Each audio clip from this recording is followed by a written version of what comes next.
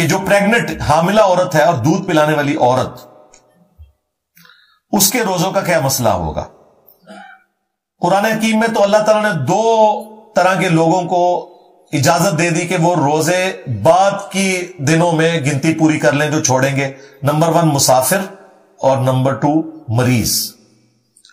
لیکن جامع ترمذی، سنن ابی داؤد، سنن نسائی اور سنن ابن ماجہ میں موجود ہے، نبی علیہ السلام نے مریضوں کے ساتھ ساتھ حاملہ عورت اور دودھ پلانے والی عورت کو بھی اجازت دی ہے کہ وہ اپنے روزوں کو مؤخر کر سکتی ہے بعد میں رکھنے کے لیے.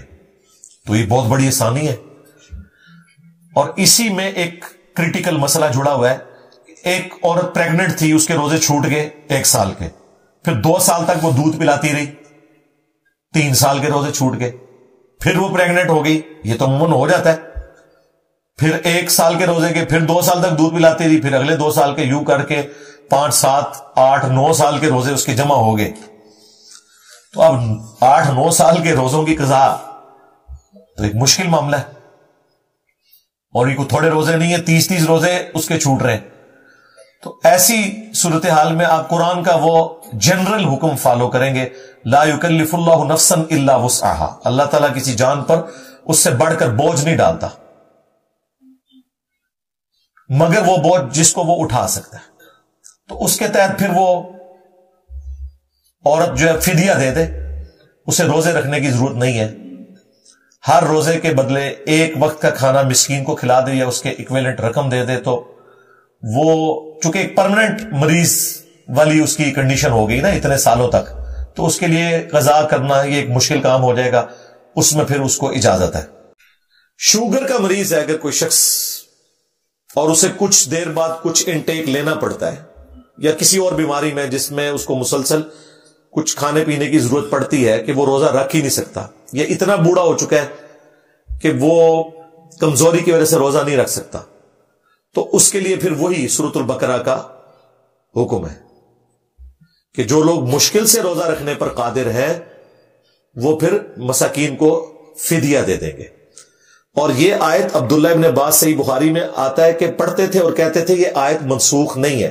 صحابہ کرام میں 2 طرح کے لوگ تھے جو ان آیات کے فہم میں فرق کرتے تھے. وہ کہتے تھے کہ یہ آپشن پہلے تھی کہ آپ فدیہ دے سکتے ہیں، اب آپ نے روزہ ہی رکھنا ہے.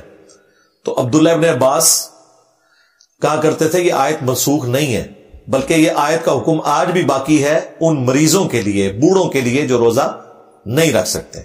ہاں یہ بات درست ہے کہ شروع میں حکم یہ تھا کہ چاہے روزہ رکھ لے کوئی صحت مند بندہ بھی، چاہے فدیہ دے دے.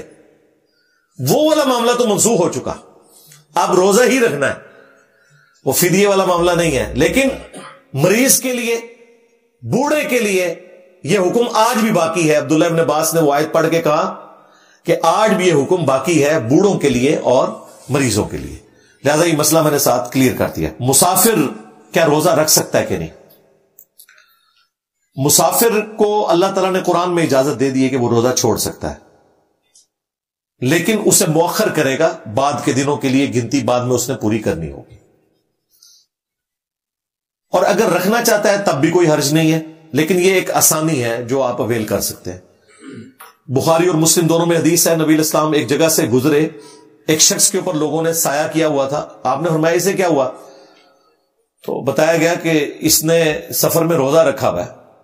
تو آپ علیہ السلام نے فرمایا ایک بندے نے روزہ رکھ کے اتنے بندوں کو مشقت میں ڈالا کہ اتنی بڑی چھتری اس کے لیے اٹھائی ہوئی ہے. تو آپ نے فرمایا کہ سفر میں روزہ رکھنا کوئی نیکی کا کام نہیں ہے.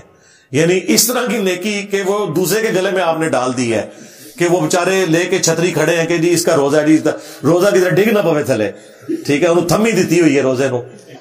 آپ فرمایا روزہ رکھنا سفر میں کوئی نیکی کا کام نہیں. پھر بخاری اور مسلم دونوں میں حدیث ہے، ایک سفر کے دوران کچھ صحابہ نے روزہ رکھا ہوا تھا، کچھ نے نہیں رکھا ہوا تھا. جب غروب آفتاب کا وقت قریب آیا تو جو روزے دار تھے وہ تو بےچارے نڈھال ہو کے گر گئے، اور جنہوں نے روزہ نہیں رکھا تھا، اللہ کی فیسلٹی سے فائدہ اٹھایا ہوا تھا، انہوں نے ان کے لیے خیمے لگائے، ان کے لیے افطاری کا بندوبست کیا. اور پھر نبی اسلام نے اس میں ورڈکٹ دی کہ آج روزہ نہ رکھنے والے روزہ رکھنے والوں پر بازی لے گئے. ظاہر ہے ان کے روزے کا ثواب بھی انہیں ملا نا, افطار کروایا. بخاری اور مسلم دونوں میں حدیث ہے, صحابہ کرام کہتے ہیں کہ جب ہم نبی علیہ السلام کے ساتھ سفر میں ہوتے تھے نا, تو بعض لوگ روزہ رکھ لیتے تھے, بعض چھوڑ دیتے تھے. جنہوں نے رکھا ہوتا تھا وہ نہ رکھے ہوئوں کو کچھ نہیں کہتے تھے, اور جنہوں نے نہیں رکھا ہوتا تھا وہ رکھنے والوں کو کچھ نہیں کہتے تھے, یعنی انہیں پتا تھا یہ آپشنل ہے. ایک اور حدیث ہے بخاری اور مسلم میں, نبی صلی اللہ علیہ وآلہ وسلم نے فرمایا کہ تم چاہو تو سفر میں روزہ رکھ سکتے ہو, اور چاہو تو اللہ تعالیٰ کی اس فیسلٹی سے فائدہ اٹھا سکتے ہو کہ روزے کو چھوڑ دو, بعد میں اپنی گنتی پوری کر لو. اب ان چیزوں کی وجہ سے پھر تھوڑی سی کنفیوژن تھی لوگوں میں. وہ پھر ایک صحابی نے, صحیح مسلم میں آتا ہے, نبی علیہ السلام سے پوچھا کہ یا رسول اللہ کیا سفر میں روزہ رکھنا یہ گناہ کا کام ہے؟ تو آپ نے فرمایا گناہ کا کام نہیں ہے, اللہ کی طرف سے آسانی ہے. اگر تم روزہ رکھنا چاہتے ہو تو رکھ لو, اگر چھوڑنا چاہتے ہو تو چھوڑ دو. تو اس سے بالکل کلیئر ہو گیا کہ یہ کوئی گناہ نہیں ہے اگر کوئی رکھ لے. حتیٰ کہ سنن نسائی میں حدیث ہے, اما عائشہ سلام اللہ علیہا کہتی ہیں کہ ایک سفر میں نبی علیہ السلام کے ساتھ تھی. نبی علیہ السلام نے نماز قصر پڑھی اور میں نے پوری پڑھی. نبی علیہ السلام نے رمضان کا روزہ چھوڑ دیا سفر میں, اور میں نے روزہ رکھ لیا. بعد میں نے حضور سے جب ذکر کیا تو آپ نے فرمایا احسنتی یا عائشہ, عائشہ تم نے بہت اچھا کام کیا, اور مجھ پہ بھی کسی چیز کی ملامت نہیں ہے. یعنی میں نے جو چھوڑا کوئی گرفت نہیں ہے, اور جو تم نے رکھ لیا تمہارے اوپر بھی کوئی گرفت نہیں ہے. نماز پوری بھی سفر میں پڑھ سکتے ہیں آپ, اور روزہ بھی رکھ سکتے ہیں. آج کل تو میں یہی مشورہ دوں گا آپ سب لوگوں کو, جو ہمارا سفر آج کل اتنا آسان ہو چکا ہے, اور اب تو خیر موسم بھی آندہ تقریباً 15 سال تک تو انشاءاللہ روزے اچھے موسم میں ہی, اب گرمیوں والے روزے تو اگلے 15 سال تو ایکسپیکٹڈ نہیں ہے. تو سفر میں جو روزہ رکھ سکتا ہے وہ روزہ رکھ لے, کیونکہ بعد میں گنتی پوری کرنا بڑا مشکل ہو جاتا ہے. رمضان میں تو ایک ماحول بنا ہوتا ہے تو آپ رکھ لیتے ہیں. میں نے آلموسٹ اپنی جاب کے دوران 15 سال ایک ایسے روٹ کے اوپر سفر کیا ہے کہ میرے تو 8 روزے سفر میں ہوتے تھے.